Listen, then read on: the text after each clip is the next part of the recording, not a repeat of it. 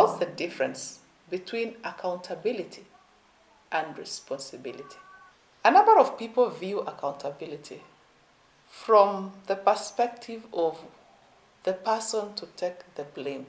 When things don't happen, who will be responsible?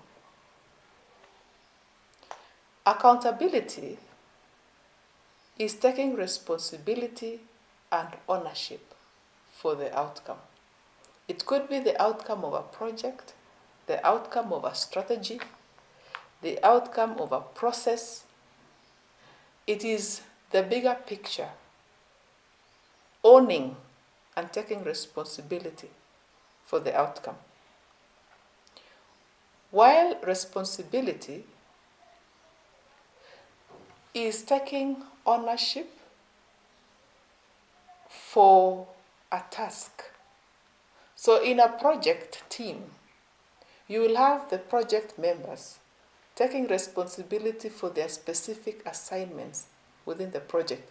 But you'll have the project manager taking accountability for the desired outcome of that particular project. I would like to focus this module on building a high accountability culture in the organization. A high accountability culture is where staff take responsibility and ownership for the outcome of the organization.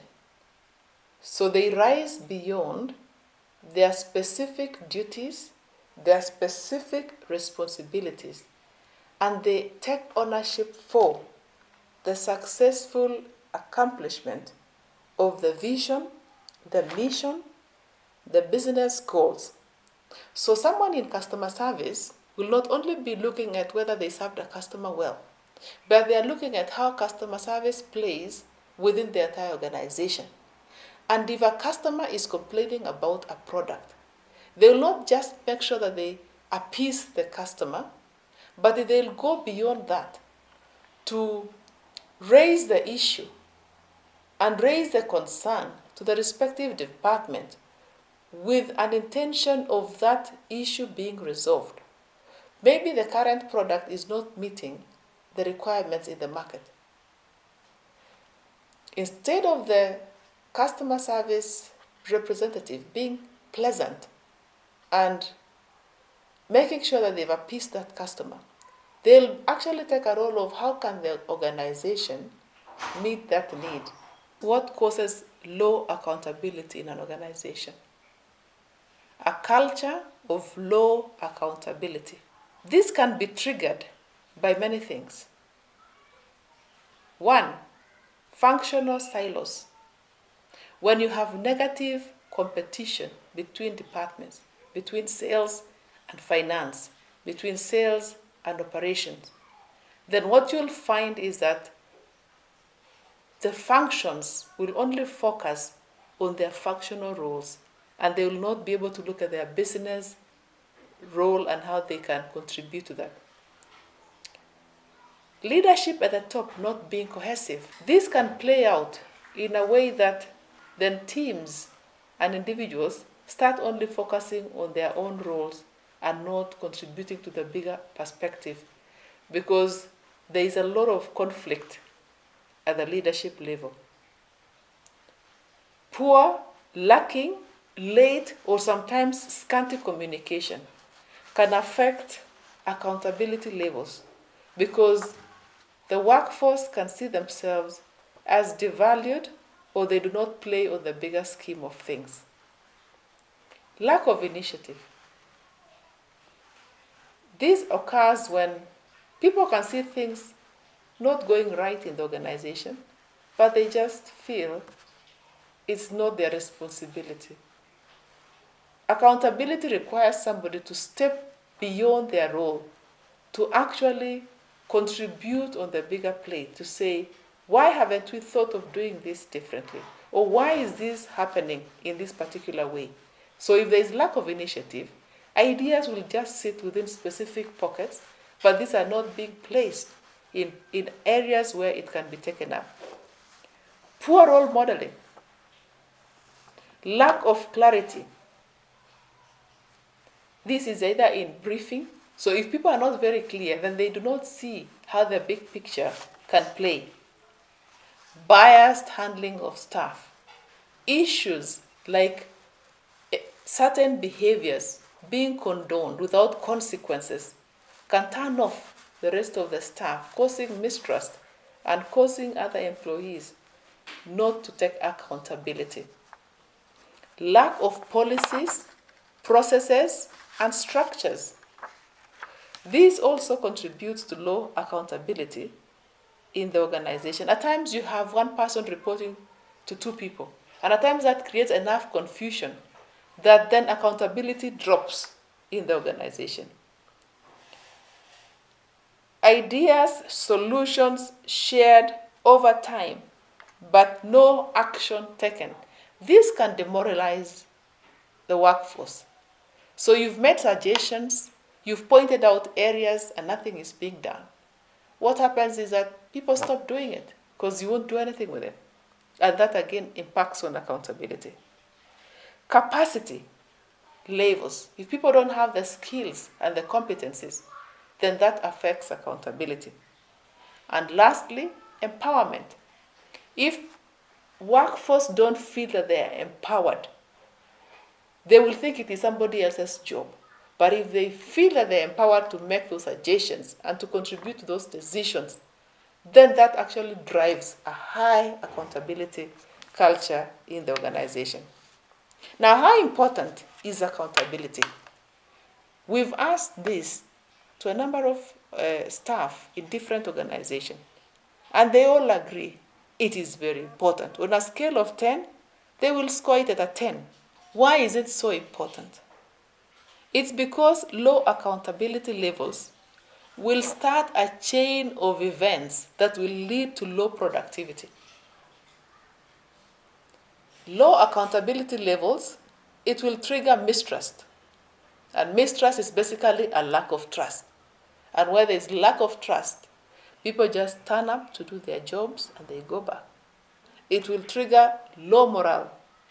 Employees will feel devalued. We've discussed aspects of sharing ideas and nothing is being done, or communication arriving late, arriving scantily, or never arriving at all.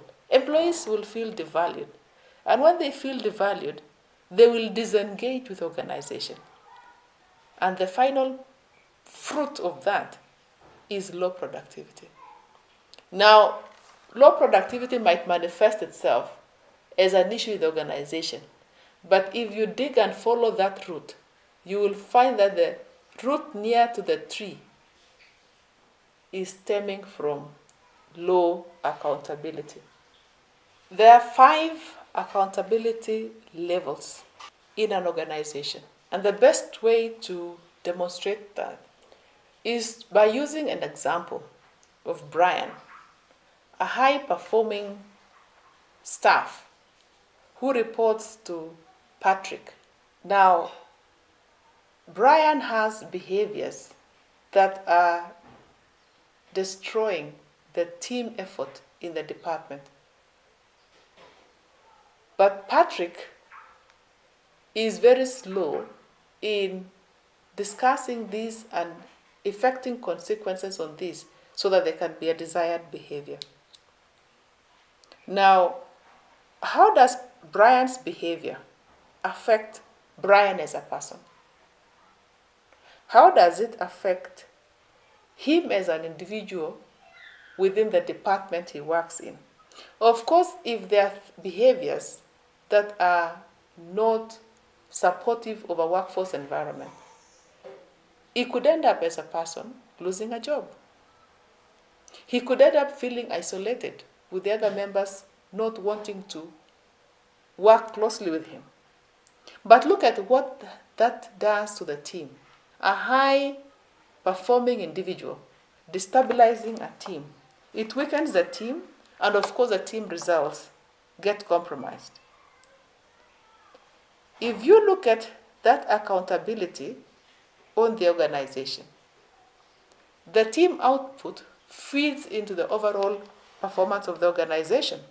And therefore, one individual, Brian, who has impacted at a team level is impacting at an organization level. And when that organization does not perform, then you'll find that the stakeholders will be impacted either through low profitability or a return on their share. When discussing accountability, there'll always be a tendency for one group to point at the other group that they are not highly accountable.